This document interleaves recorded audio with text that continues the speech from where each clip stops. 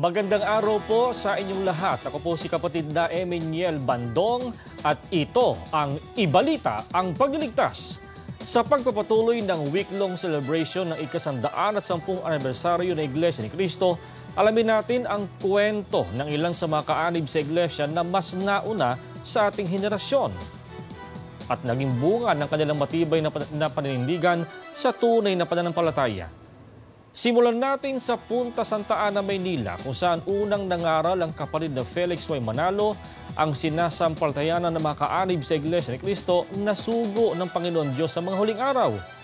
Isa sa mga unang nakapakinig ng pagtuturo noon, si kapatid na Atanasio Morte. 101 dekada na ngayon ang lumipas. Nagpunta si kapatid na Edward Vivar sa Punta Santa Ana upang kumustahin ang ilan sa mga apo at apo sa tuhod ni kapatid na Atanasio Morte. Ang naging panayam sa kanila, panoorin po natin sa feature na ito. Dito sa Punta Santa Ana, Maynila, unang nangaral ng dalisay na ebanghelyo ang kapatid na Felix Y. Manalo, ang sinasampalatayanan ng mga kaanib sa Iglesia ni Cristo na sugo ng Diyos sa mga huling araw. Kabilang sa mga unang nakapakinig sa pagtuturo ng kapatid na Felix Manalo, ang mga trabahador at nakatira malapit sa Atlantic Gulf and Pacific Company o AGNP. Isa sa kanila si kapatid na Atanasio Morte. Ako po ay unang apo ng kapatid na Atanasio Morte. Ang aking pong lolo ay siya po ang unang sekretary ng lokal ng Punta noong pong 1914. Kilala po ang lolo Tana dito po sa lugar ng Punta dahil sila po ay talagang taga rito po sa Punta at siya po ay nagtrabaho dito po sa AGNP katabi lang po ng mismong unang lokal. Dalawa po ang aking naging anak at ito po ang aking bunso. Yung panganay po ay nasa Bulacan, nakatala po siya sa lokal ng Obando, distrito ng Bulacan. Siya po ay may trabaho ngayon kaya po hindi po namin siya kapiling. At ito po ang aking bunso, si kapatid na Chloe Morte. Siya po ngayon sa kasalukuyan ay nag-iisaya sa PNK. Ako po ay nga po sa tuhod ni Ka Atanasio Morte. Palagi ko pong iniingatan yung mga aral ng Diyos. Ako po si Julius Ryan Morte, isa pong mga awit, at ako po ay apo sa tuhod ni Ka Atanasio Morte. Yung mga naituro po sa akin ay si Ka Atanasio Morte po ay isang lubos na masipag na tao. Hardworking po siya, tsaka inuuna niya po talaga yung tungkulin niya kaysa sa lahat. Hindi rin po siya pumapayag na hindi niya matutuparan yung tungkulin, kahit may sakit po siya. Kinalaunan matapos na maunawaan at sampalatayanan ng mga aral ng Diyos, nagpasya si kapatid na Atanasio na magpabautismo sa Iglesia ni Cristo. Ang mga aral ng Biblia na kanyang pinanghawakan ang kanya ring ipinamana sa kanyang angkan. Talaga pong nagpapasalamat ako sa ating Panginoon Diyos dahil nga po tinawag niya kami sa loob ng iglesia at ngayon po ay ito po. Ay, natutupad ko po ang ating tungkulin sa tulong at awa po ng ating Panginoong Diyos. Sinasama ko po yung mga kaklase ko po, lalong-lalo na po yung mga malalapit kong kaibigan sa pamamahayag at sa mga gawain po. Lalong-lalo na po sa pagsamba. Namamahagi po ako ng pasugo, lalong-lalo na po pag may aktibidad na pasugo drive. Ako po ay call center agent. Kahit nahihirapan po ako minsan sa schedule ko, ginagawa ko po ng paraan upang ako po ay makatupad at makapagpatuloy sa aking tungkulin bilang sa mga awit. Ang pananampalataya po ng aking lolo Atanasio Morte ay nasalin po sa aking amatina na hanggang sa ngayon ay masigla pa rin po sa iglesia. Kahit saan mo po ako marating, ako po ay magiging isang iglesia ni Cristo. Nagpapasalamat po ako kay Mami and Daddy dahil po tinuruan nila akong sumamba sa Panginoong Diyos. Salamat po sa Panginoong Diyos ko yung Iglesia ni Cristo. Sa salit-saling lahi ng mga naging kaanib sa Iglesia ni Cristo, patuloy ang mga kapatid sa pagbibigay kasiyahan sa Panginoong Diyos. Happy 110th anniversary po mga kapatid. Mula sa lokal ng Punta, distrito ng Maynila, ako po si kapatid na Edward Vivar para sa Iglesia ni Cristo 110th Anniversary Special Coverage. Pinuntahan naman ni kapatid na Jimwell Orbacio III ang Tipas Taguig upang kumustahin ng isang kabilang sa tinatawag na pioneer members sa Iglesia ni Cristo sa lokal ng Tipas, distrito ng Metro Manila East. Paano nila itinaguyod ang kanilang relihiyon mula noon hanggang ngayon sa kanilang ikatlong henerasyon? Tunghayan natin ang feature na ito.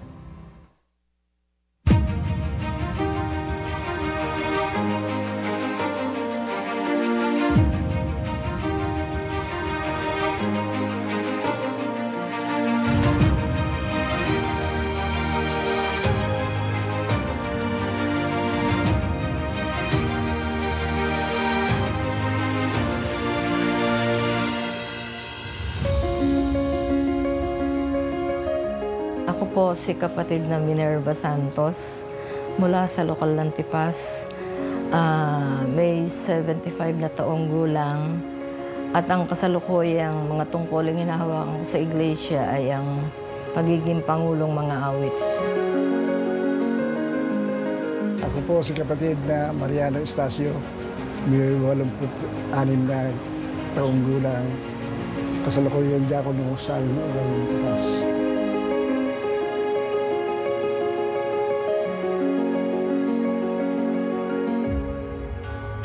Kabilang sina kapatid na Minerva at kapatid na Mariano sa mga saksing buhay sa mga naging karanasan ng mga kapatid sa lokal ng Tipas. Kahit third generation na sila, kapwa na sila ang mga biyaya-bigay ng Panginoon Diyos.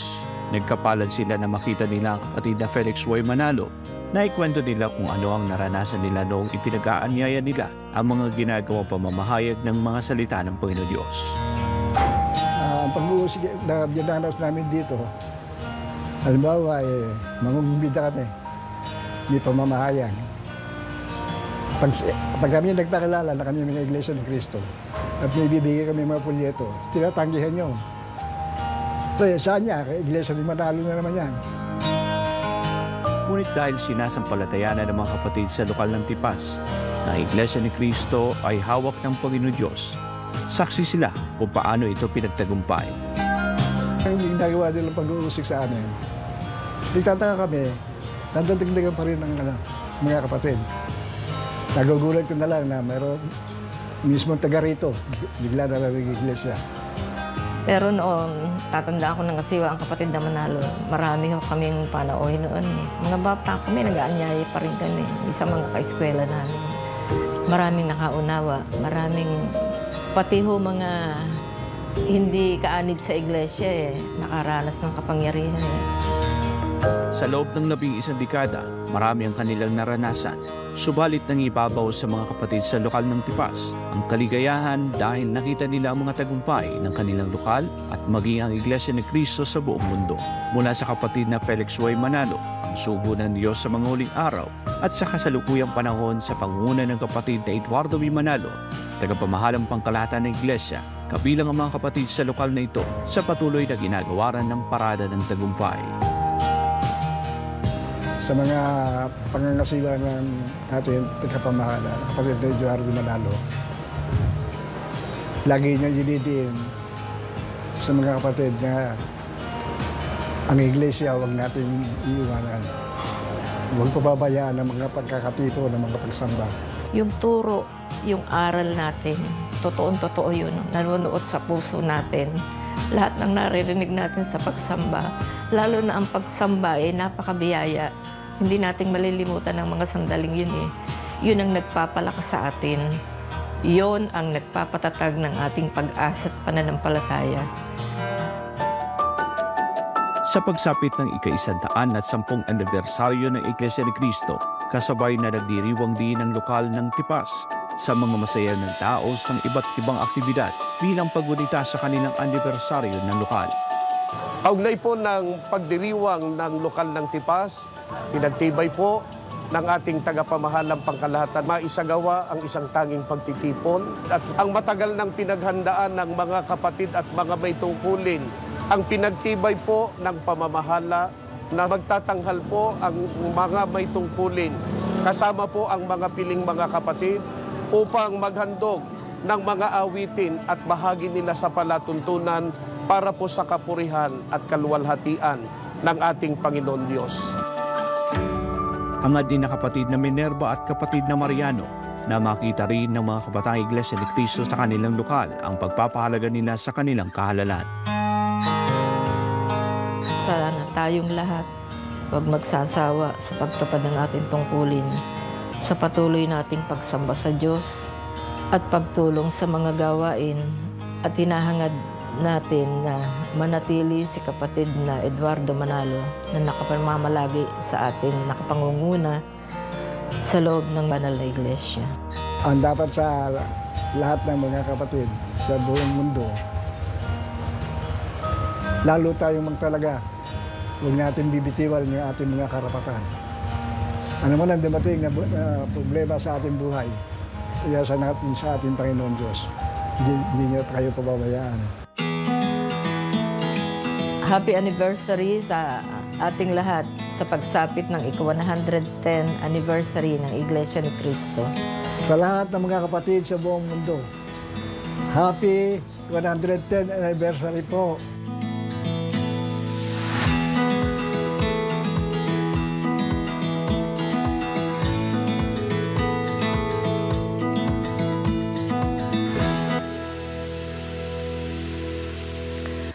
Tandang-tanda pa ng mga kapatid na tinatawag na pioneer sa lokal ng Pandacan, distrito ng Maynila, ang kanilang pagkipagkaisa sa mga aktibidad ng iglesia noong nagsisimula pa lamang sa lugar nila ang Iglesia ni Cristo. Ang kanilang kwento, alamin natin sa feature na ito ni kapatid na Micaela Misa. 100 taon ang nakalilipas ng pagtibay ng kapatid na Felix Y. Manalo ang sinasampalatayanan ng mga kaanib sa Iglesia ni Cristo na suko ng Panginoong Diyos sa mga huling araw na itatat ang lokal ng Pandacan dito sa Maynila. Maraming mga pagsubok, hirap at pag-uusig ang naranasan ng mga kaanib sa mga nagdaang taon, lalo namang kumibay ang mga kaanib sa kanilang pananampalataya. Ito ang nagunita ni kapatid na Julieta Victoria noong nagpasya siyang umanib sa Iglesia ni Cristo. Tinakwil ako ng magulang ko, maraming pagsubok. Sabi sa akin na sugo, o paano yan? Wala ka ng nanay. Sabi ko sa kanya, marami po akong nanay dito. Ang mga aral ng Diyos na itinuro sa kanya ang kanyang sinampalatayanan sa kabila ng mga pag-uusig na naranasan. Subalit sinubok din ang kanyang pananampalataya nang magkaroon na siya ng sariling pamilya. Nasa ospital ang anak ko. Meron po akong stepmother. Siya magbabantay sa anak ko. Dadalo ko ng punong. Hanggang namatay ang anak ko, nakaburo na anak. Samba ka. Kahit namatay, mister ko nakaburon. Dalaw ko ng pulong, dalaw ko ng pagsamba. Sabi ko, kailangan lalong matindigan ako. Andun ang kaligtasan po.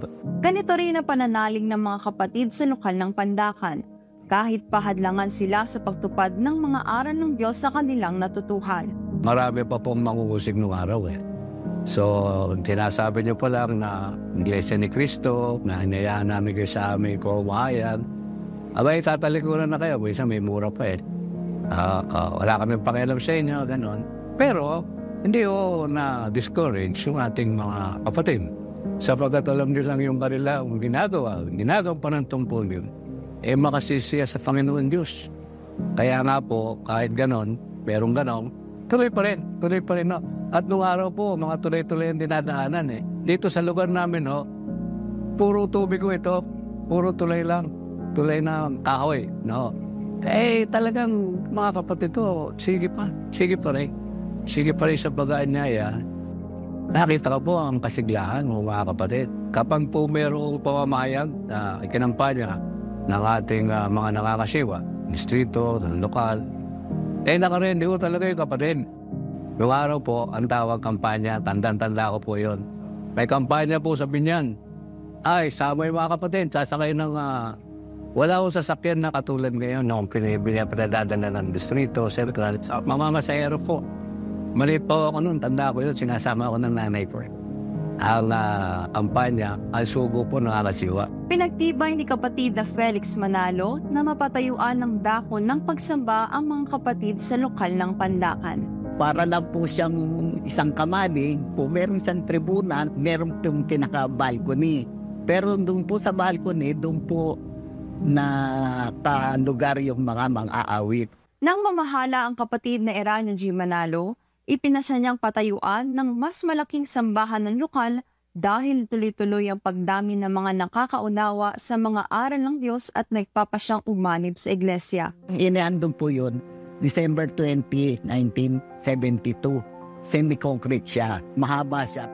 Dumami po, kaya nagkaroon po kami ng at nung pagsamba, dumadami mga kapatid. Dahil dito, muli silang pinatayuan ng mas malaki at konkretong gusaling sambahan na siyang ginagamit ng mga kapatid sa lokal hanggang sa kasalukuyan. Di siyempre po naman tuwan-tuwa kami. Ang pagtupad sa utos ng Panginoong Diyos na ipamahagi ang tunay na pananampalataya ang patuloy na itinataguyod ng mga kapatid sa kasalukuyan. Pag kami po umayag, through text Kano? Ito. Apo, katabi din. Sige po, pagkagamit ko, sakyan po. Marami yung kapatid ganyan. May iba silang paraan para magkaroon ng bahagi sa pagpapalagana. Sa pagtataguyod ng mga kaanib ng kanilang buhay at pamumuhay, higit nilang pinahahalagahan ang mga aral ng Diyos na kanilang natutuhan sa mga namahala sa iglesia. Madalas ko po marinig doon sa KMD. Mas habang siya nagtuturo, habang siya kausap ko, yung po pagtatalaga sa pagsamba. Ito rin ang mga aral na kanilang natutuhan sa kapatid na Eduardo V. Manalo, ang kasalukuyang tagapamahalang pangkalahatan ng Iglesia ni Cristo. Kinakailangan lagi natin sila ausapin, dalawin, pasiglain para sila ay huwag makabitiw sa karapatan, sa kaligtasan. Yung tungkulin huwag pababayaan. Opo, kasi kayamanan po yan Lagi na sinasabi yun Ano man ang kalagayan, ito pa rin ang tungkulin. At lalo ngayon, dahil ang ating paksandiwa para mabigyan kasiyahan po ang Panginoon Diyos. At marami akong nakikita. Kahit may sakit, pilit inilalakad yung kanilang makadating na sa kapilya para po tumipod. Taluluha ako pag nakikita ko yun. Sa pagsabit ng sentenaryo ng lokal ng Pandakan, marami mang pagsubok at kahirapan ang nararanasan ng mga kapatid na mamalagi pa rin sila sa masiglang paglilingkod at lalong pinangahawakan ang kanilang kahalalan o ang kanilang pagkaiglesia ni Cristo. Pagka po, nananalangin, sabi ko sa kanya, Ama, itong haba ng buhay ko, ito ang gantipan ako mula sa inyo. Kahit wala akong kayamanan, pero yung pananampalataya ko, yun ang matindi kayamanan.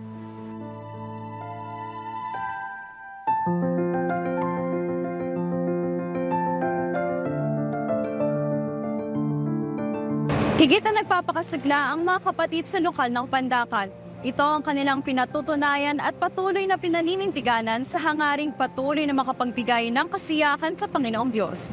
Mula po rito sa Pandakan, Maynila, po si kapatid na Micaela Misa para sa Iglesia ni Cristo 110th Anniversary Special Offering.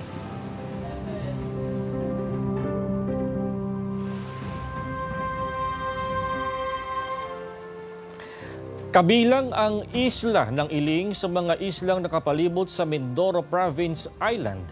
Nagtung naman sa lokal ng Iling, bisita ng San Jose, Mindoro Occidental, si Kabaret na Reggie Beltran. Kumustahin natin ang isa sa mga unang kaanib sa Iglesia ni Cristo roon sa feature na ito. 52 taon ng Pangulong Diakono si kapatid na Pedro Lauang. Isa siya sa mga unang kaanib ng Iglesia ni Cristo dito sa isla ng Iling. Isa sa mga islang sakop ng bayan ng San Jose dito sa lalawigan ng Occidental Mindoro.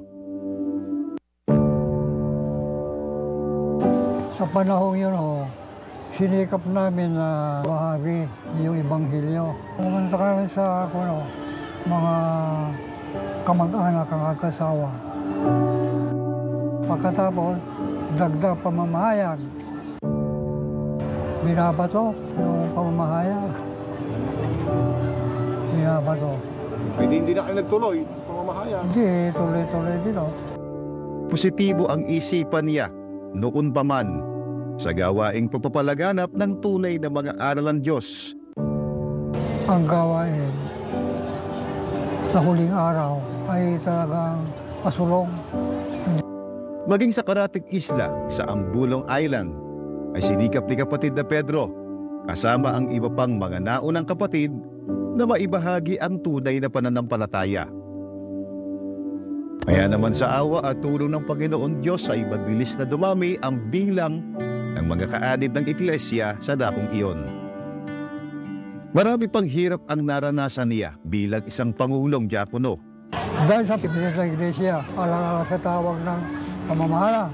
Dahil wala ako ng bangka, wala akong masakyan. Alam niyo yung sinakyan ko, yung biyahe ng Siray. Sumakay ako yung biyahe ng Siray sa kabila ng bundok. Ay, pagdating sa Siray, nilakad ko lang. Papunta na Philip Crawford, gabi na. Sa tulong ng Panginoon Diyos ay nagawa niyang maingatan ang kanyang tungkulin mula noon hanggang sa kasalukuyan. Ako, bagaman 86 na ako, no? Pero pinipilit ko na kuwan. Makatupad ang tungkulin sa gawain.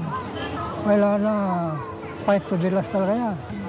Ano man ang mangyari, talagang gagampanan ko yun. Kapag gusto ko, na pagka ko pumanaw na sa mundong ito,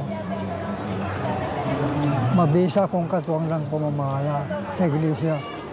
Sa gawain ng Diyos sa mahuling araw nito. Sa pagsapit ng kanilang distrito sa ika-75 anibersaryo nito, ay ginunita ito through anniversary celebration. Kabilang si kapatid na Pedro Lauang sa maraming kapatid na dumalo sa nasabing okasyon. Ako ay masaya. Masaya ako dahil sa una, hindi ako umurong sa tungkulin. Namalagi ako. Pagamat marami pong mga pagsubok ang pinagdaanan po ng mga kapatid namin dito sa distrito, pero hindi po sila nahadlangan. Patuloy po sila na naninindigan sa mga paglilingkod sa ating Panginoong Diyos. At patuloy po na sila ay nagbibigay kasiyahan sa ating Panginoong Diyos. At sa pagsapit ngayon ng Iglesia ni Cristo sa ika-100 at 10 anibersaryo nito, ay kabilang pa rin siya sa milyon-milyong kaanib sa buong mundo na ginugunita ang mahalagang okasyon. Happy 110th anniversary po! Mula po rito sa San Jose Occidental, Mindoro, ako po si kapatid na Reggie Beltran para sa Iglesia ni Cristo 110th Anniversary Special Coverage.